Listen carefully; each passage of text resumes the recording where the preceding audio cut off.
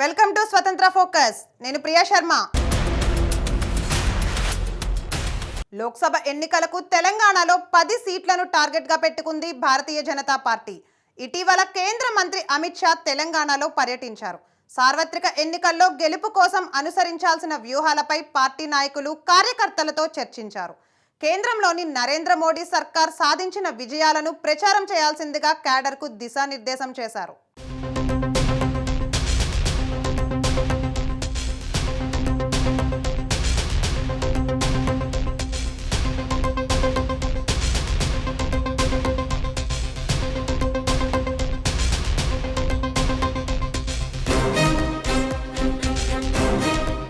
తెలంగాణలో లోక్సభ ఎన్నికలను భారతీయ జనతా పార్టీ ప్రతిష్టాత్మకంగా తీసుకుంది. కిందటిసారి లోక్సభ ఎన్నికల్లో కమలం పార్టీ అనూహ్యంగా 4 నియోజకవర్గాలు సికింద్రాబాద్, కరీంనగర్, నిజామాబాద్, ఆదిలాబాద్లో విజయం సాధించింది.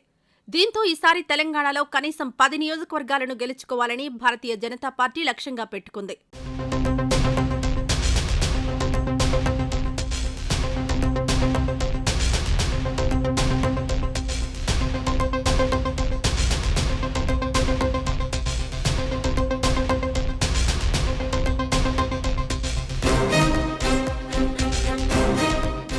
ఇటీవల జరిగిన తెలంగాణ అసెంబ్లీ ఎన్నికల్లో భారతీయ జనతా పార్టీ 8 నియోజకవర్గాల్లో విజయం సాధించింది. 19 నియోజకవర్గాల్లో 2వ స్థానంలో నిలిచింది. ఈ నేపథ్యంలో 10 సీట్లను గెలుచుకోవాలని కమలం పార్టీ అధినాయకత్వం నిర్ణయించుకుంది.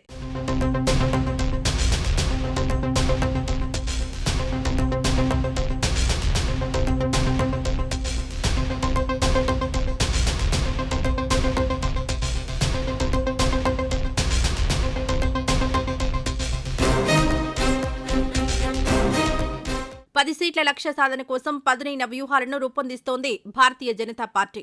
ఇందులో భాగంగా ప్రజాకర్షణ ఉన్న తెలంగాణ నాయకులకు పదవులను కూడా కట్టబెడుతోంది కమలం పార్టీ. తాజాగా కరీంనగర్ ఎంపీ బండి సంజయ్కు పార్టీలో జాతీయ పదవిని కట్టబెట్టింది. బీజేపీ కిసాన్ మోర్చా ఇన్ఛార్జ్ పదవిని బండి సంజయ్కిచ్చింది. ఇప్పటికే తెలంగాణకు చెందిన సీనియర్ నేత డాక్టర్ కె లక్ష్మణ్ రాజ్యసభ సభ్యుడిగా ఉన్నారు. సికింద్రాబాద్ ఎంపీ కిషన్ రెడ్డి కేంద్ర మంత్రిగా కొనసాగుతున్నారు.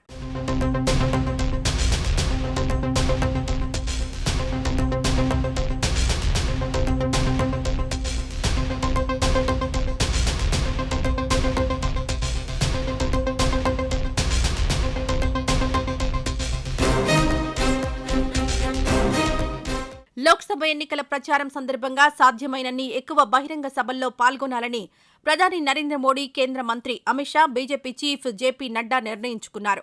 ఇందుకు అనుగుణంగా తెలంగాణ బీజేపీ కూడా ఏర్పాట్లు చేస్తోంది. తెలంగాణలోని ప్రతి లోక్సభ నియోజకవర్గ పరిధిలో కనీసం 2 కీలక సభలు నిర్వహించాలని తెలంగాణ బీజేపీ నిర్ణయించుకుంది.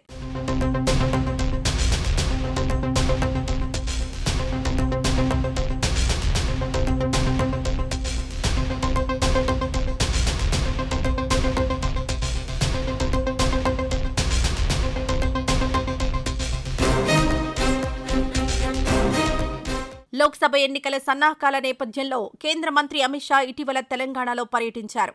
లోక్సభ ఎన్నికల్లో విజయం సాధించడానికి అనుసరించాల్సిన వ్యూహాలపై పార్టీ నాయకులు, కార్యకర్తలతో చర్చించారు. ఈ సందర్భంగా బీజేపీ మండల స్థాయి నాయకులతో అమిత్ షా భేటీ అయ్యారు.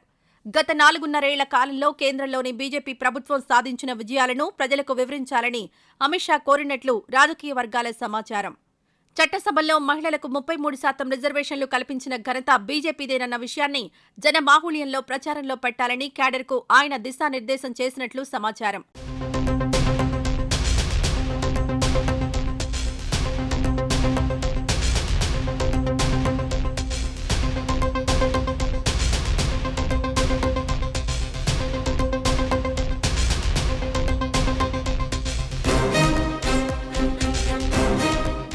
ఇదిలా ఉంటే లోక్సభ ఎన్నికల్లో పార్టీ అభ్యర్థుల విజయం కోసం కార్యకర్తలకు దిశానిర్దేశం చేయడానికి పార్టీ అగ్రనేతలను తెలంగాణలో మోహరిస్తోంది భారతీయ జనతా పార్టీ. ఇందులో భాగంగానే తెలంగాణ లోక్సభ ఎన్నికల ఇన్ఛార్జిగా సీనియర్ నేత, మధ్యప్రదేశ్ మాజీ ముఖ్యమంత్రి శివరాజ్ సింగ్ చౌహాన్ను నియమించాలని కమలం పార్టీ అధినాయకత్వం ఆలోచిస్తున్నట్లు పొలిటికల్ సర్కిల్స్ టాక్.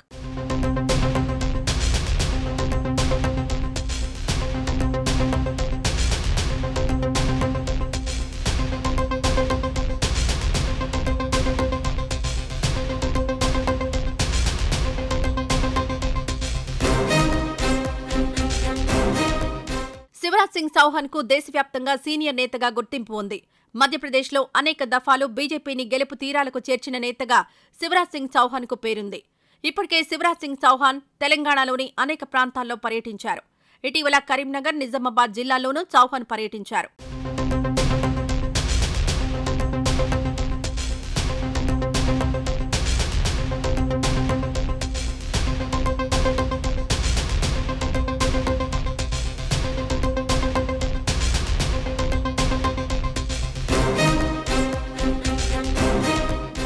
ఈసారి లోక్సభ ఎన్నికల్లో దేశవ్యాప్తంగా మొత్తం 400 సీట్లను టార్గెట్గా పెట్టుకుంది భారతీయ జనతా పార్టీ. హిందీ బెల్ట్లో కమలం పార్టీ పరిస్థితి బావున్నా దక్షిణాదిన బలంగా లేదు. దక్షిణాదిన గల 5 రాష్ట్రాల్లో ఏ ఒక్క దాంట్లోనూ బీజేపీ సర్కార్ లేదు. దీంతో దక్షిణాదిన బలపడాలని కమలం పార్టీ అధినాయకత్వం నిర్ణయం తీసుకున్నట్లు తెలుస్తోంది. ఈ నేపథ్యంలో అటు కర్ణాటక, ఇటు తెలంగాణ రాష్ట్రాల్లో గెలిచే నియోజకవర్గాల సంఖ్యను పెంచుకోవాలని కమలం పార్టీ భావిస్తోంది. ఇందులో భాగంగానే సీనియర్ నేత శివరాజ్ సింగ్ చౌహాన్ను తెలంగాణ లోక్సభ ఎన్నికల ఇన్ఛార్జిగా నియమించాలని బీజేపీ హైకమాండ్ భావిస్తున్నట్లు హస్తిన రాజకీయ వర్గాల సమాచారం.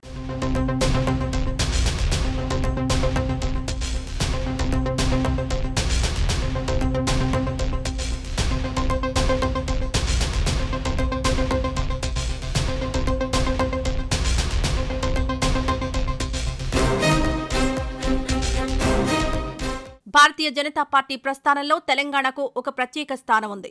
1984 లోక్సభ ఎన్నికల్లో బీజేపీ దేశవ్యాప్తంగా కేవలం 2 నియోజకవర్గాల్లోనే విజయం సాధించింది. ఈ 2 నియోజకవర్గాల్లో తెలంగాణకు చెందిన హన్మకొండ ఒకటి. అప్పట్లో హన్మకొండ నుంచి కాంగ్రెస్ అభ్యర్థిగా పోటీ చేసిన పివి నరసింహారావు, భారతీయ జనతా పార్టీ టికెట్పై పోటీ చేసిన చందుపట్ల జంగారెడ్డి చేతిలో ఓడిపోయారు. అప్పట్నుంచి తెలంగాణకు టాప్ ప్రయారిటీ ఇవ్వడం మొదలుపెట్టింది భారతీయ జనతా పార్టీ.